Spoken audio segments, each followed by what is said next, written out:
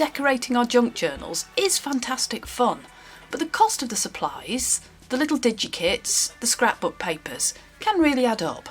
It's not surprising then that in this week's survey on YouTube, 98% of you told me that you either spend too much on your craft supplies or you'd like to use more of what you have. So in this week's video, I'm sharing my 3-step process for making a journal using what I have in my stash as a means of inspiring your creative process, as a means of you getting more for your money. And if, like me, you are that junk journal addict, you have that passion for paper, then hit the subscribe button, ring the little notification bell, and come back next week because I have lots more videos and ideas to come. There are 3 simple steps to this process, and as usual, as you'll find on this channel, they're really quick and easy.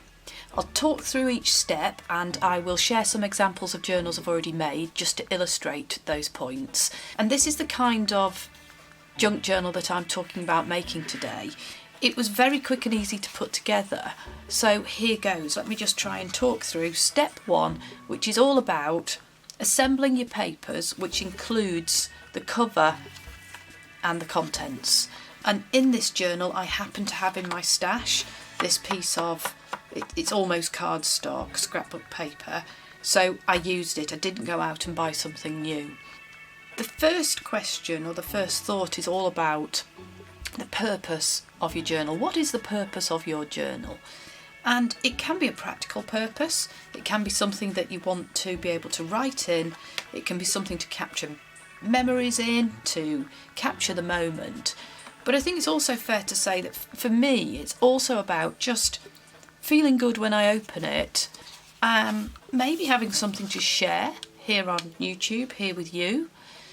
It's something to help me learn as I do it. It's fun to make it, and sometimes with my journals, I think, as some of you know, I like to have a go at doing little arty spreads as well, so it's a space for me to have a go at doing all of that. So think about what your purpose is, and that will help inform what this is going to look like, because what we're doing in step 1 to begin with is forming that vision in your mind.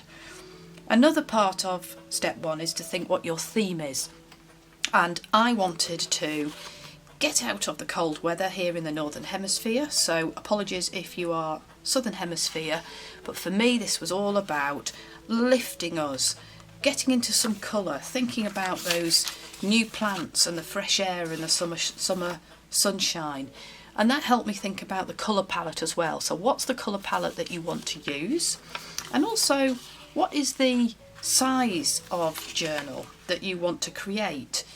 This one, which I'm fairly obsessed with at the moment, I've been making a few, is a Midori size, and it is 21 centimetres by 11.5, which in inches is 8.25 by about 4.25, just over 4.25. The depth of it is 1 signature. It will get thicker deeper as I decorate it, and I'll show you an example of another one and show how much it does get thicker and squidgier as we decorate. Because I wanted it to be just a little thing to carry around and be able to use easily, I'm just putting 1 signature in it, so have a think how many signatures you want to put in. And surprisingly, this looks like there's quite a few pages in it, but there's only like 12-13 pieces of paper, so you get quite a lot of pages and sides to write on, or to decorate, or to do your art journal pictures on, from just 12 to 14 sheets of paper. Have a think as well about your cover. As I said, I used this just because it was in my stash, but one thing I would suggest is if you hunt out atlases, they can have some really thick paper, and I've been using that on some of my others that I've been putting together, so we'll have a little flip through some of these. It doesn't need to be cardstock, I guess that's what I'm saying. If you think about it in this way, you really can make the best use of your stash. So I thought I'd use this journal to illustrate another part of step 1, which is about how we assemble the pages to have the most impact. As I said, map page on the outside, fairly thick, and that was good enough for me. That was in my stash. What I wanted on this one was also that vibrancy, that happy factor of spring and the colours coming through, because I'm done with the black, the white, the neutrals. I want something vibrant when I open to just inspire me to either do an art journal page or to write in it. So the colour theme for this one was lilac. So I found some glossy pages from one of my books, and I use that right at the front to speak to me when I open the cover. I've got some little, I think they're great tits. They are very much all about spring. We have some of those nesting in our garden normally every year. I've got some boxing hares. I've got some music paper here which contrasts with the previous pages. One of the principles I use when I put together the pages is to seek to marry up colour but have differences in texture and design on the pages. So I've married up colour, but I've got contrast of spotty and plain, and I've got this nice, really nice music paper, very thin, and that's actually quite nice to write on, not so good for paint. So I've got more contrast here. I've got some watercolour feel paper, some old paper from a book, that's just really nice. I do want to do a watercolour picture on one of these. I've used pages as fold outs, and I've put a little pocket in here, so that will be a great place for adding some more little journaling cards or some extra pieces of paper to write on. But what I'm doing again is I'm getting contrasts, so I'm not having pictures of flowers next to flowers next to flowers. I've got text, I've got plain paper, I've got music paper, I've got a picture. I've got the green theme coming through again, and a bit more green, flower, contrast in some graph paper, a little bit of painty paper and colour. This probably won't stay, this will get covered I would think with something else, because for me the colour tone doesn't go, but the page was quite useful. On here I've got the green theme coming through with a pocket. We made those in a previous video quite recently, so you might like to have a go at looking at that if you fancy making some pockets and decorating them with 5-petal flowers. Some basic line paper to write on, because that's always nice. Some more of that lilac colour coming through, and I put some more lilac paper in, and this is just teeny weeny bits from my scrapbook paper stash and my just plain paper stash, and I have those in little plastic wallets and I just pull from them. So it's a great way of being able to use up your stash to great effect, and it looks incredibly coordinated if you can just find little pieces in colours that match. And ditto with the little baby pocket here with a serrated edge. There's a bit of a lilac colour theme here to the picture. So I've been choosing pages from my stash, but I had that vision and thought about what I wanted in here, and then I'm putting them in an order that gets the most effect from them. The other thing that you might notice is I have intentionally not had pages all the same size, and for me I like to get more impact by having variety in the size, and I even have some that don't go to the edge, so they're not all lined up along the edge here, and again that gives a little bit more interest as you turn the pages. And as I've been adding extra pockets, I've tried to stick to some of this lilac theme. I've tucked a little bit more of the same papers in, but I've only really got a colour palette of 3, maximum 4 colours in here really. A splash of yellow, again the spring theme, a bit more of the dotty paper to keep that running through. Here we've got a pocket on the side ready to have some extra stuff tucked in. If you have big pieces of paper, maybe from some books in your stash, then have a think about combining them in a way where you can fold out. So you don't always have to trim them down to a size that works. Really great to have fold outs. And then I've just added a cute little band here that I can tuck things in, but again in a purple lilac shade. I've stapled a piece in and added a little bit of a cheeky little owl there on a piece of paper to write on. A little pocket in lilac, but again the pages are the lilac coming through in the watercolour. Here's a little envelope, again something you can easily knock up. I've got a video on that if you want to see it. And adding a little bit of embellishment, I think that's a pocket. So again using extra pages to fold out just to add interest where the other side of this glossy page wasn't really something I wanted to see. A bit more of a fold out, so using your pages in a creative way to have more impact. Finally, one point I wanted to make was the cover, this map page, was too wide for the dimensions that I was using, but I didn't want to cut it off. It was wide enough to fold over and make a little pocket on the inside cover of the back, and I've just taken one of my larger pockets that we made with a lilac flower on and tuck that in, and that's ready to have extra stuff put in. So let's have a go at sewing this up. I've put the pages in and held them with a little peg, and they are intentionally not all aligned at the top or the bottom. So I like to have a variety again, just to make some impact as you turn the pages, and that means that I want them to be in a specific place, not shuffled as I sew up. So I've made some holes, just 3 holes to support my figure of 8. They're about 5 centimetres apart. This one's in the middle, and I just poked them with this needle.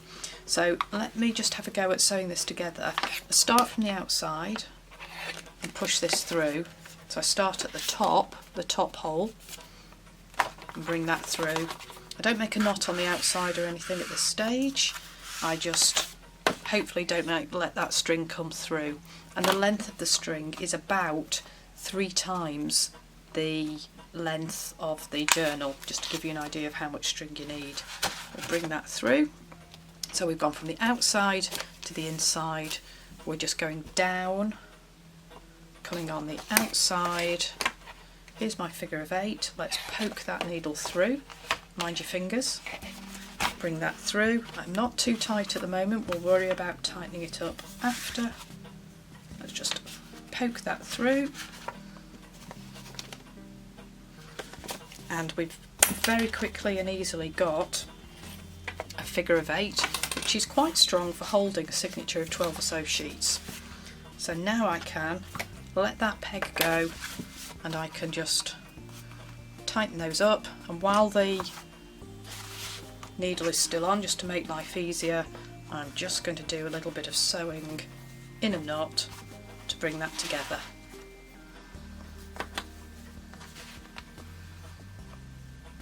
Maybe one more, and then what I do is just cut that off and tie it in a bow as I've done here. So what we've got is another spring journal with some variety, some botanicals, some squared paper, yellow theme, contrast in texture, fold out, all brought together in something that I can use as either an art journal or I can write in. Step 3 is also really easy, but it's the fun bit. I like this bit the best. It's about moving from a thin 12-page or 12-sheet signature in a journal from something that's chunky and appetising for the eyes. And I flipped through this earlier and you saw some of the extra embellishments, so I thought what I would do is just use the one I'm writing in at the moment and do a little page turn of that to illustrate what we can do to just add extra pieces using our stash very simply to decorate and make interesting the little journals that we've been making. So you could create a little pocket using a book page and add some extra cards to go in there. So this is just paper from my stash, tiny little bits. I've rounded the corners and that seems to help with the effect. Let me just show you the kind of paper packets I use. I sit with these next to me and I just pull out pieces. So these are actually the larger pieces, and I'll just find pages in colours that work and think where can they go in, perhaps as a project card, something to write on, a little journaling card, or how can I make a belly band or a pocket out of them. And the other thing I do is I make little hearts and flowers and banners using all the scraps, and these really are the tiny pieces that are left over at the end of any project, and they just go in this plastic wallet and I raid from them. So those are a couple of the ways in which I use my stash to decorate. Let me just turn the pages again. As another pocket, a little black flower, some journaling cards. You can see I've been writing in this one. I've stapled just a square, and that was just a little piece of scrapbook paper, I've got an old piece of vintagey book paper, and that's gone in there, tucked in. A fold out, so again adding interest.